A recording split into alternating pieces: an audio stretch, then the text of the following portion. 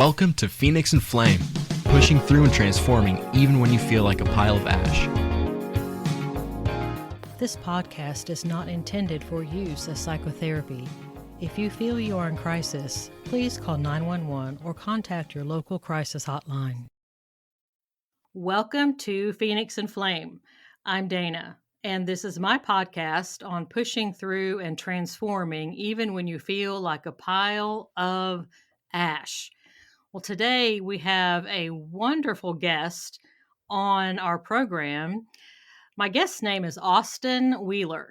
Now, Austin got started as a youth coach with the goal of helping kids in their respective sports and their training regiments. After doing this for about 6 years, he saw kids who were insanely talented struggling with things off the field. He realized helping the dads would have a more lasting impact than anything done at practice. Now he works with dads on being able to balance all the crazy things that life throws at them while simultaneously being able to cut their body fat percentage in half. Now he does this with a 3-pillar method using schedule, fan food, and activity integration. When these are combined, you get moving and feeling better than you have in years. Austin, welcome to Phoenix and Flame. Thanks for having me. This Pleasure is to be here. wonderful. Now, tell us about the path that led you to coaching youth. So that actually started, I've been an athlete my entire life. So that actually started with just an old coach asking me, hey, would you like to come back and help out some of the younger guys? And so it kind of snowballed from there, actually. So right out of high school and been running with it ever since. What sports did you play along the way? I've tried almost every sport. So like what sports did I play well or what sports did I What? Why don't you tell us Because if it's one both? I've tried, it's almost everything, right? You can tell us everything and then just specify which ones you feel like you excelled at. We'll start with, I think, the ones that I didn't excel at, right? I played baseball and soccer as a kid. Terrible at those sports, but I did really enjoy them.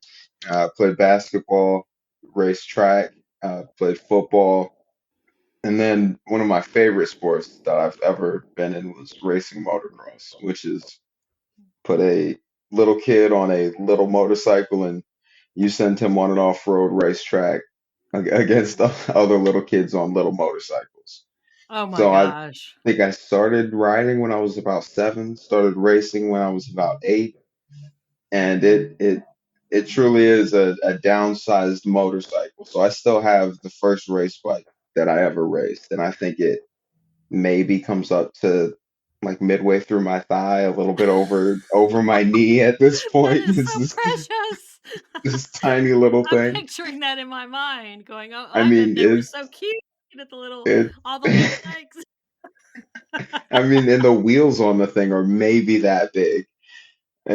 But that was one of my first kind of where it all started. Football, basketball, and track kind of were my main sports as I got older, and then ended up running track in college. Okay. Because I'm thinking the football, the basketball, the track, were those all school affiliated? Yes, to some degree. A lot of it was AAU affiliated, Gotcha. particularly Gotcha. for track and basketball. So for coaching, really, particularly basketball, it was all AAU affiliated. AAU. I understand that. I have a couple if I have 3 kids, 2 of them are sons, and they both did wrestling. Okay. And Oh, so nice, I'm nice. very familiar with the school wrestling versus the AAU wrestling and all that kind of stuff. So that's really neat Yes. that they have those organizations because sometimes schools don't have a lot of support. And so it's nice to be Yeah. able for youth to be able to be joining organizations like that where they can really get in and have an opportunity to see what they're good at, have Yeah. chances to go and play and see. So you were coaching, you came through AAU. Now, what sports did you end up coaching? basketball, football, and track. Wow. So I coached AAU basketball, both JFL and high school football, and then high school boys and girls track. That's awesome. So, and I would imagine that you would have credibility, coming through having done it yourself, because sometimes the younger youth and they're looking at someone trying to coach them, and especially if the coach is wanting them to do something particularly hard and something they don't want to do, they'd be like, Right. you get out here, do this, you can't do this, blah blah blah blah. But if they saw that you did it and they knew that you went through it, that would, I imagine, did that give you some credibility with them?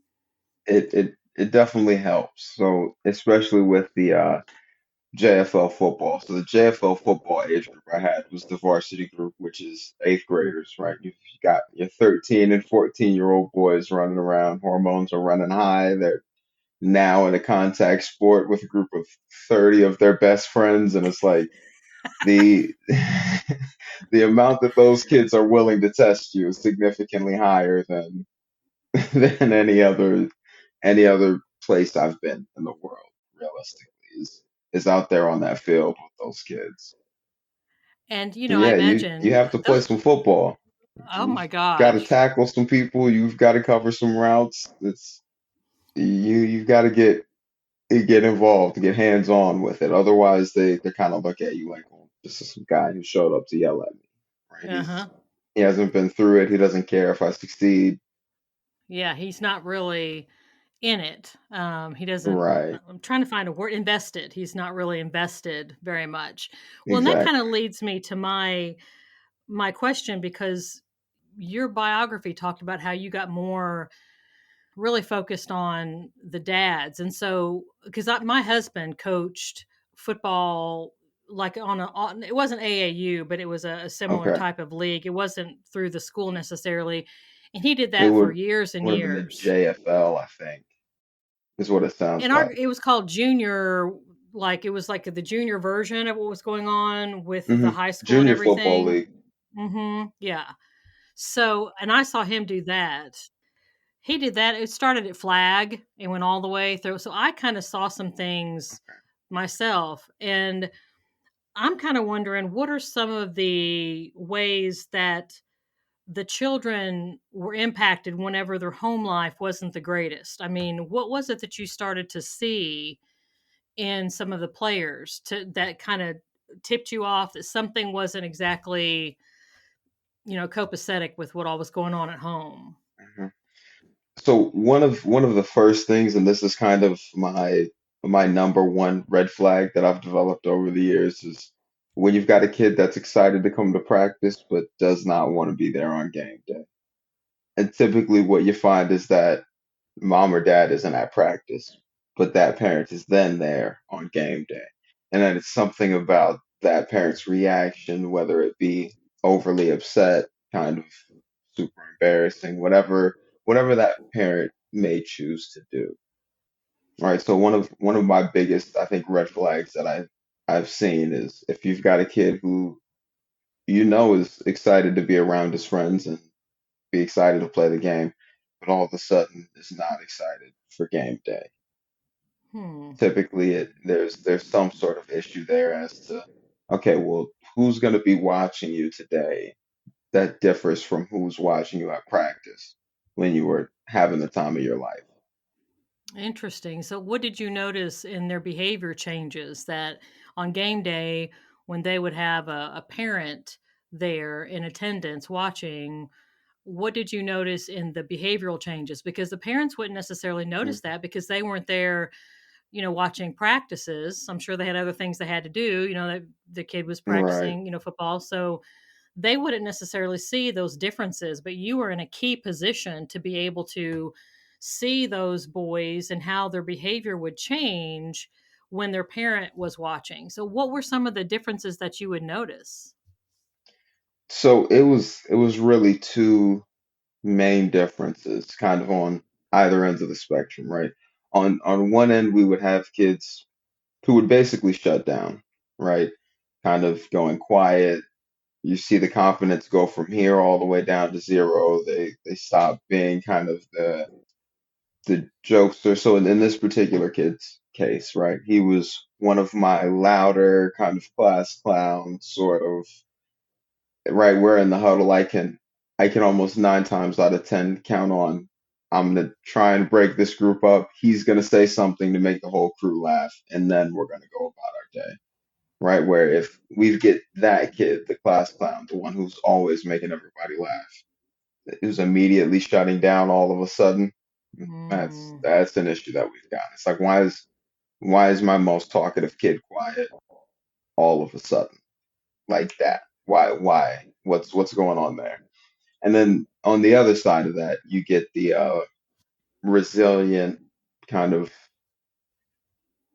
I don't know the best way to describe it, because I don't necessarily want to describe it as a revolting behavior, but it's kind of turning on the heel and saying, okay, well, if you're gonna come at me, then I'm gonna come back at you. Typically, what we're seeing is either kind of a kid who's always willing to argue, get very aggressive with authority, not really doing any sort of thinking about, is it worth it for me to fight this fight, versus complete and utter shutdown, quiet, complete lack of confidence, and just overall, like, the personality was removed from that kid. Hmm. That is really interesting.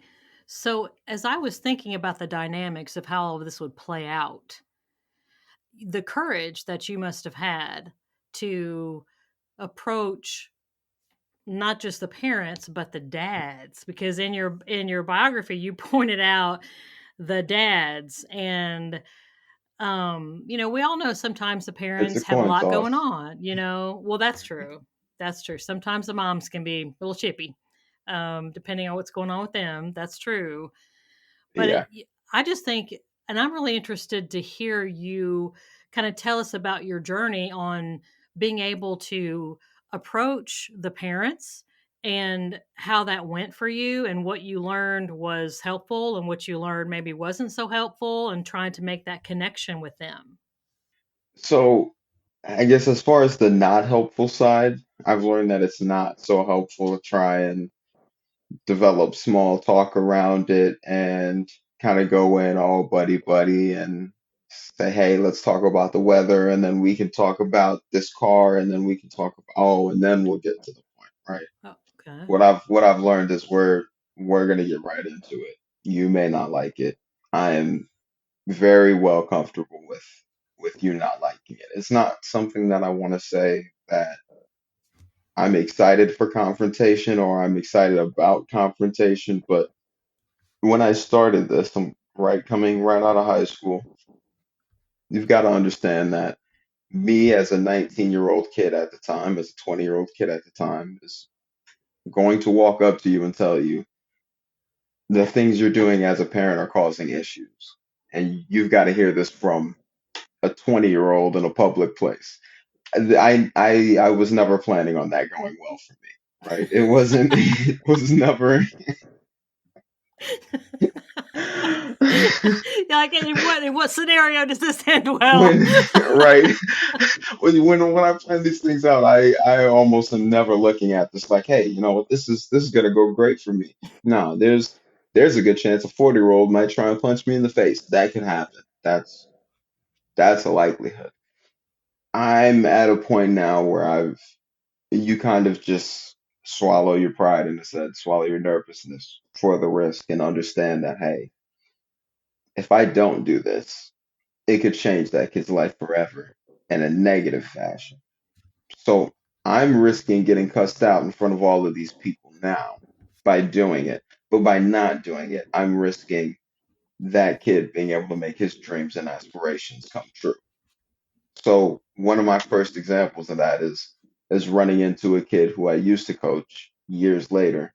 Now this kid is a Division II starting linebacker at about 6'3", 6'4", maybe 250 pounds of straight muscle. When I went to talk to his dad, I had no idea what was going to happen, right? But years down the line, this guy comes up to me because, unbeknownst to me, I was coaching his younger brother on the same football team. He comes up to me and he says, "Hey, Austin, what's going on?" And he starts talking to me. really starts talking to me like he knows me very well. The dad And I didn't did?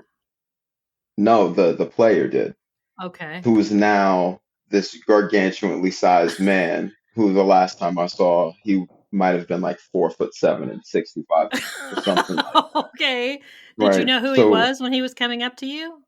it took me a few minutes, and that's Okay. kind of the almost the interesting part, right? Is that it took me a while to figure out that I've known this kid since he was 8 because of how far he's come since I saw him last.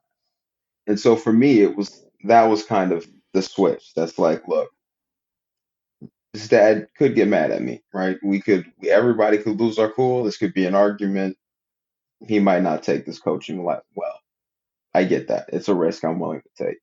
When you see that kind of end result, it makes you, I think, more willing to take that risk in a sense. Oh So my now I'm not gosh. having those conversations like, oh, this could go wrong. I'm having these conversations knowing this is the benefit of this going right. And that kind of difference in mindset That's helps me ignore the amazing. risk. I'm going to pause here because you deserve some serious kudos. Now, you said, because you probably don't know this, but I'm known as the queen of boundaries. And I'm a psychotherapist and I end up talking about boundaries all the time. And I have a personal history that involves some dysfunction and having to set boundaries and all this kind of stuff. So, because of all of that, I have ended up being called the queen of boundaries. But anyway, you said, I'm comfortable with you not liking it. See, that is an amazing statement because that is a statement of boundaries. Because in boundaries, we have to own our own stuff and know we have a right to our own thoughts and feelings and actions. And the other person's feelings are not our responsibility. The other person's Right. feelings and how they act is their responsibility, not ours. But so many people have such a hard time getting over that. Like the people that have the people pleasing Hmm. behavior patterns, they get so wrapped up in being so afraid of what the other person might say or do that, to the next point, they won't take the risk. You said, is the risk worth it? And the question is, what is the risk? And you said your risk was if you didn't say something. What price could this boy, this 8-year old, this 13-year old possibly pay? What opportunity is he going to miss if you don't say something? And so because you like evaluated that risk factor and you decided you cared about him enough, you wanted to do something to step in that gap because he was a child. He had very little control in that situation, but you were in a unique position to where you could say something. Now, I want to say though, like you said earlier, you were 19, 20 years old, and I would not have been surprised if a Hmm. 40, 45-year-old man punched you in your face. If you got mad, I'm right. I mean, I have been there. I have been with these families, and depending on what kind of mood they're in, depending on what they're going through in Oh life, yeah. if you can come and you can try to have a good conversation and really have the benefit of their child in mind, and it might turn out to be a wonderful conversation, and it might come out, I mean, they might not like what you're saying at all, but you didn't know that, and you did it anyway because you said, quote, I'm comfortable with you not liking it. You are comfortable with the parent not liking what you had to say, and you were going to say it anyway because you decided it was worth the risk. That is amazing. I just think one needs to be done more often, and two, for me, after you see a kid that was always the smallest kid in the group turn out to be, a starting linebacker at the level that he's at.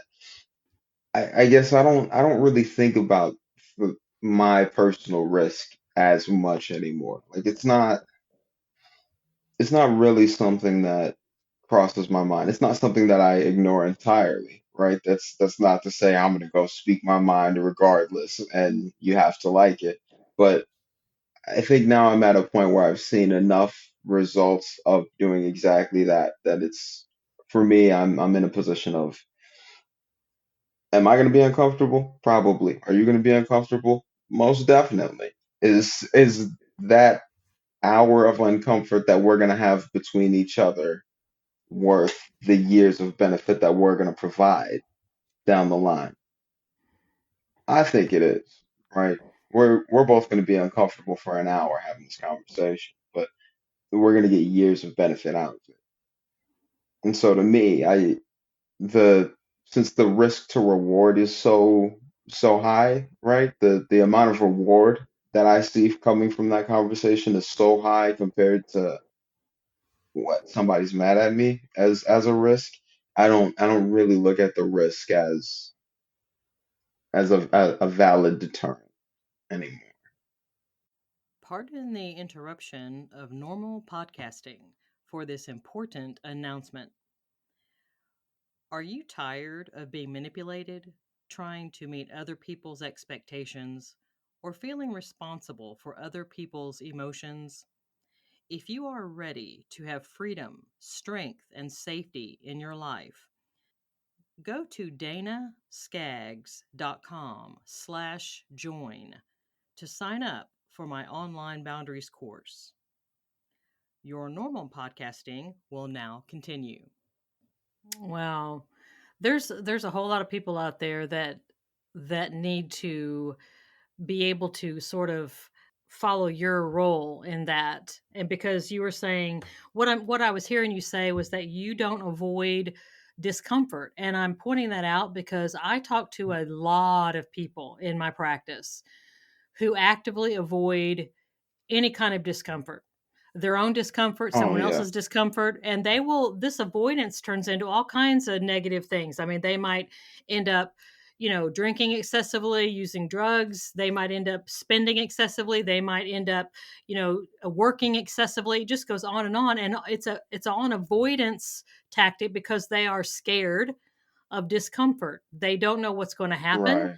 And so they're avoiding this discomfort. But you were like, you were leaning into it. You knew you were going to be uncomfortable in these conversations. You knew the parent probably was going to be uncomfortable too, but you did not let Mhm. that stop you because, if I heard you right, you said the reward was worth it. That's 100% correct. Wow. The reward in growth is, I think, always worth that little bit of uncomfort that we go through. And realistically, I think my job as a coach is to minimize the amount of discomfort that somebody goes through, right? So that's not to say that, hey, this is going to become a comfortable process. We're still going to have that discomfort, but we're not going to go just be uncomfortable for the sake of being uncomfortable. We're going to be doing things that are going to allow us to grow. I like that. I like that. Solution focused. So, how do those conversations in general happen? So, you approach a parent and you clearly have the well being of them and their child in mind. You are sometimes half their age. And I say this because I'm having a flashback of of when I was in practicum, when I was going through grad school, and I would go to group therapy, and I was supposed to run this group therapy class, and I was literally half the age of most of the people in there. And I could see them looking at me like, "Girl, what do you think you are going to tell me?" That you look like you just fell off the truck yesterday. I just, what are you going to tell me and all this stuff I'm going through? So I remember what that felt like. And so for you, how did those conversations go with the parents when you noticed that change of behavior in their child? Bluntly, to put it, it's Yes, please. We're that's blunt that's on this kind of podcast.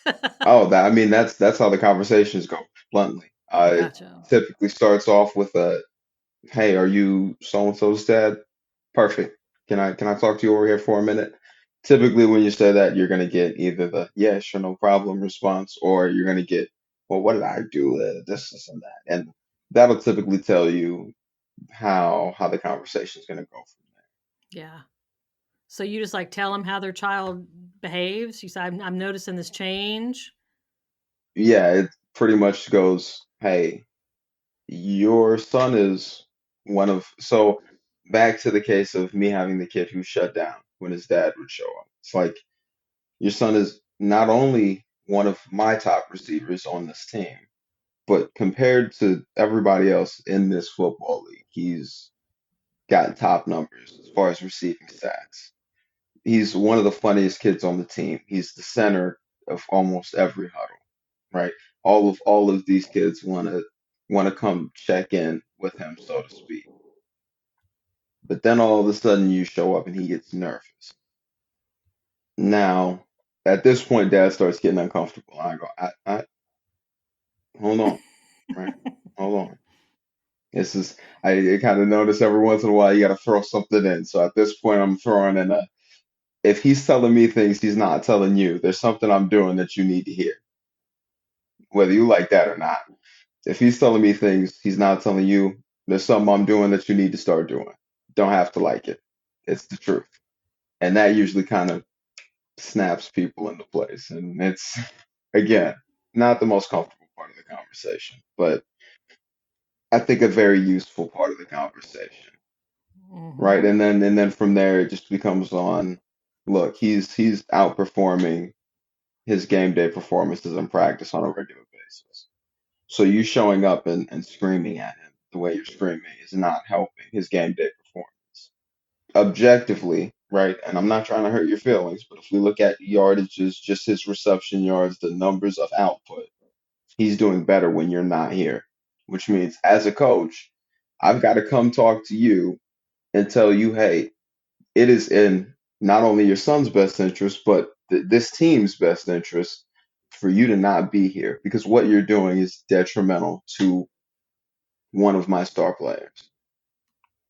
You see that? And Mm-hmm. he's kind of going, well, I'm not being a detriment, this and that. Kind of okay. Let him have that moment. Let him feel that anger. And then again, we want to remove it and talk about the numbers again. So it's, hey, this week you didn't show up. He did 158 receiving yards. The next week you showed up. He did 60 yards. The week after you didn't show up. He did 140 receiving yards. We're 7 games in. This is not a coincidence, right? So at what point are we going to say the games you are not showing up, he's the top receiver in the league. The games you are showing up, he's average at best. What about your presence is causing him to not perform well? And then you kind of just Mm-hmm. end up sitting there staring back and forth with somebody who at that point typically is understanding, but they're not wanting to accept it. Mm-hmm. So it's like a now once we present things objectively and it's just the numbers, now they're starting to see, okay, well, there's something here, right? The coach wouldn't come pull me aside if it wasn't directly affecting the team. And when we're talking about the difference of 100 yards a game, that's affecting the rest of his teammates. Quite frankly put. That's at a point where we are now affecting the rest of the unit. So we've got to figure out what it is about your screaming and yelling that's not helping him. What it is about you giving him a side eye every time he doesn't catch the ball, even if it wasn't even thrown to him, is not helping. Those people don't always like those conversations.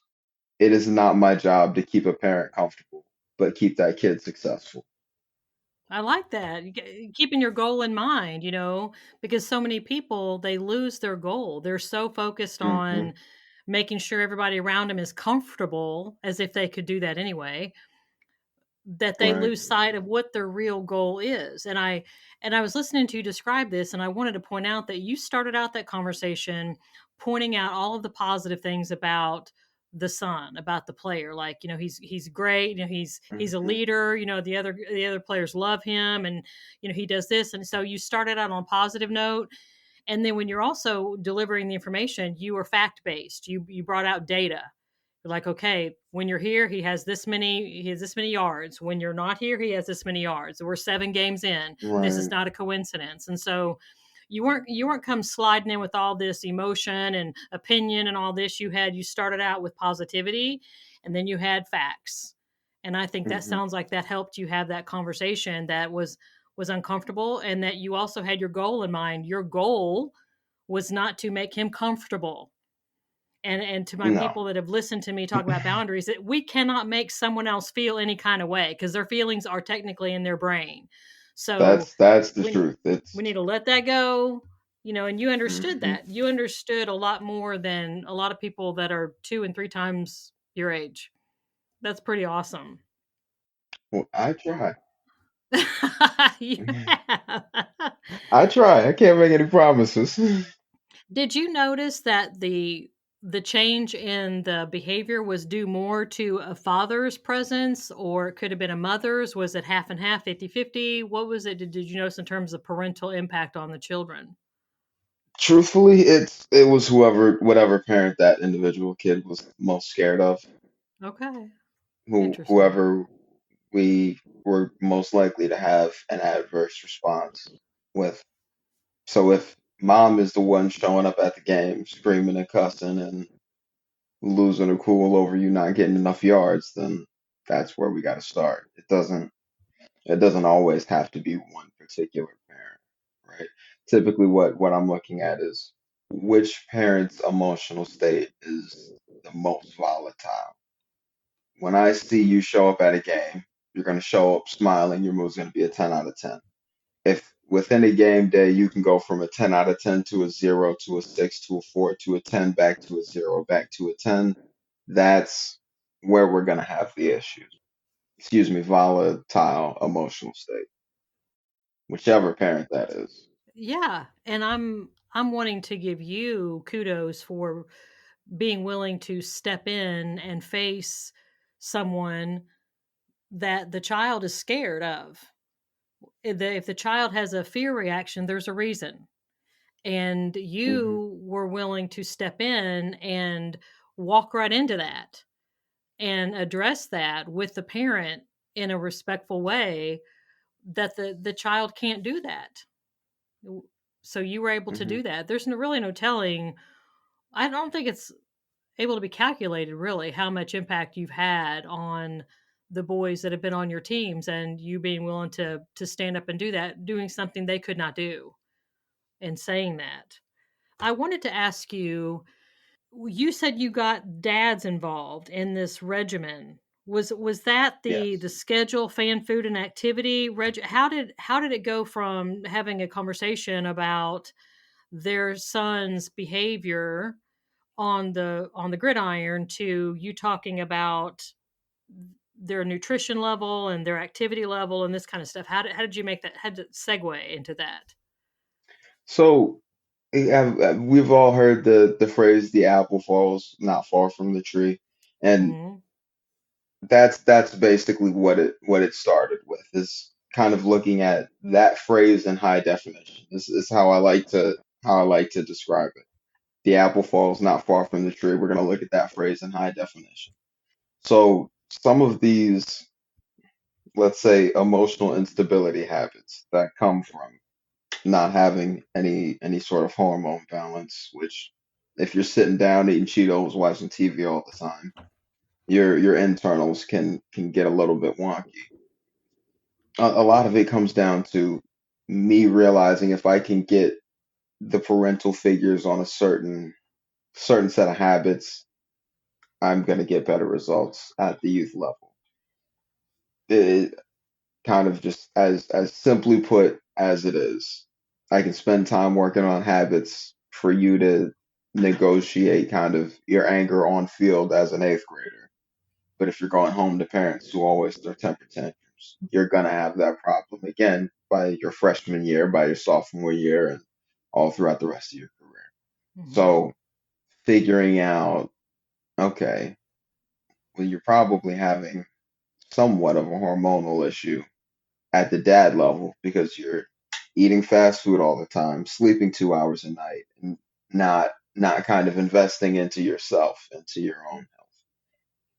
That has a trickle down effect onto the structure of your family, realistically. So that's what it's all about. Is me saying, okay, well, if I could work on your habits as dad, I wouldn't have to worry so much about this kid being so emotionally volatile on game day. because you will have had what it takes to instill a much more basic set of discipline in him before he even gets to practice. So now I'm coaching football, not coaching life, right? Mhm. And it just kind of really helps put the whole unit on a system for success. So, in the last few minutes that we have, I'm wondering if you could help us understand a little bit more about what you mean on schedule and fan food and activity integration. And then before we finish up, I want to make sure that we tell my listeners where they can go to get more information about this, because I think I'm going to have parents that are going to be listening to this interview, and they have children that are on teams, and they might be thinking, hey, Austin's got it going on, and maybe if I can go ahead and just kind of get some more information about what he's doing, and I can start that and just go ahead and get it Hmm. going, take that initiative and set that kind of landscape for my child, and that's going to be all the better for them in the end. It really is. So that's kind of as far as the three pillars. I start off with schedule. I think everybody's schedule is going to be a roadmap to success at anything in life, whether you're trying to get fit or build a business or design a product or anything, right?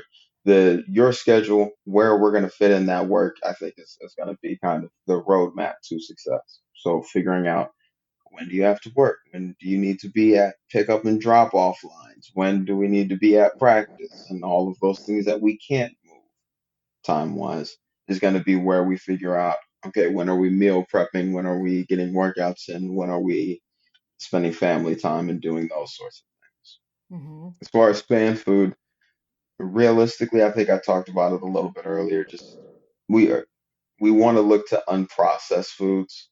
We want to look towards more whole foods. So you don't have to jump on any sort of crazy fad diet, right?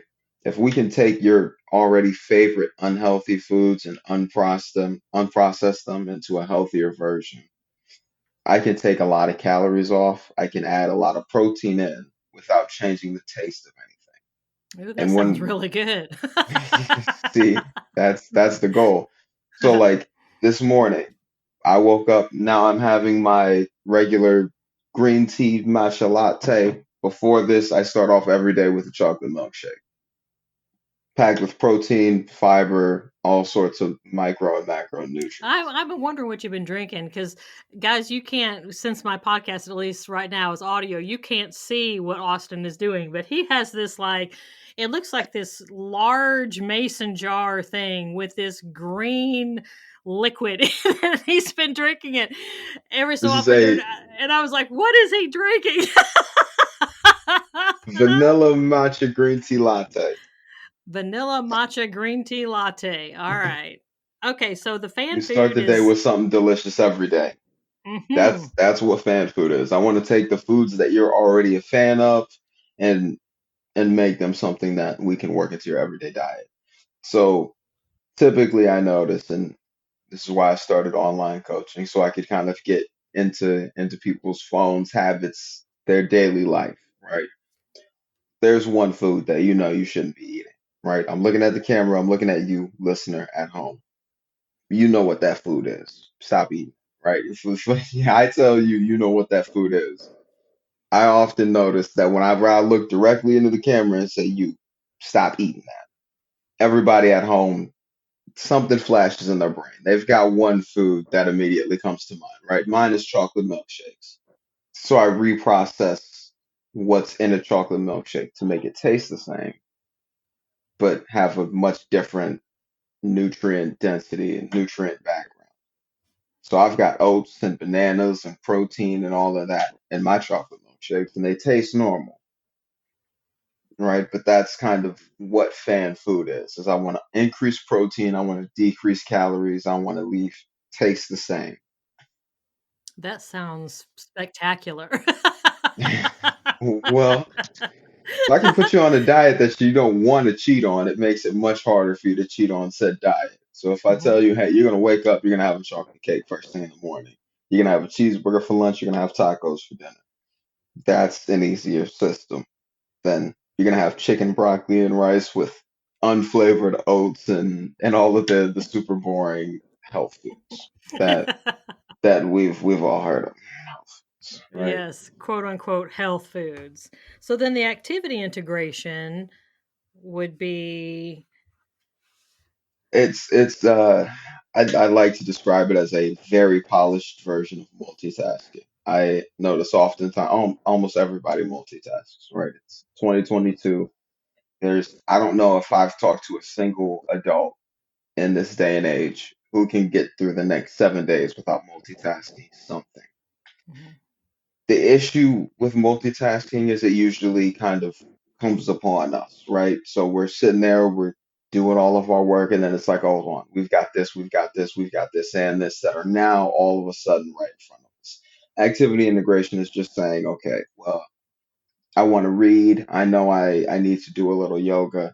If I plan to multitask ahead of time, I can have an audio book ready while I've got my yoga selection or studio ready, while I've also got my green tea latte ready, and now I'm ready to go into this next hour of time and accomplish three different tasks, right? That's something we're all doing anyways, I think, just with Mhm. the whole multitasking thing. But if we look at what activities we have that would complement each other, would go well together, and we can actively start to pair those things together, then we can kind of have a much more peaceful, planned out multitasking experience. All right. So, for example, if you know you need to spend time with kids, but you also know you need to get breakfast ready in 5 minutes to get everybody out of the door. There are ice cream recipes that you can make, but you're bringing in your kids to help make said ice cream. So now we're getting family bonding time in, right? We're eating ice cream for breakfast. We're still getting in the amount of protein and micronutrients that we need from all of our different fruits and all of that. So it's really just saying instead of multitasking on accident, it's multitask on purpose. I like that.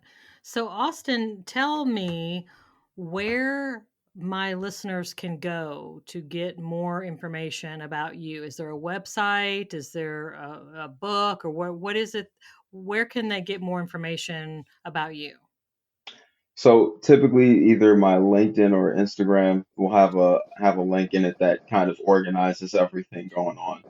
So any different questions about maybe my coaching program or you wanting to work with me, maybe you wanted to figure out kind of how I'm doing certain things or get kind of a look at what resources maybe I think would be a good fit for you, just kind of link in bio and it'll kind of take you to different steps from there as far as what you think is going to be most useful to you.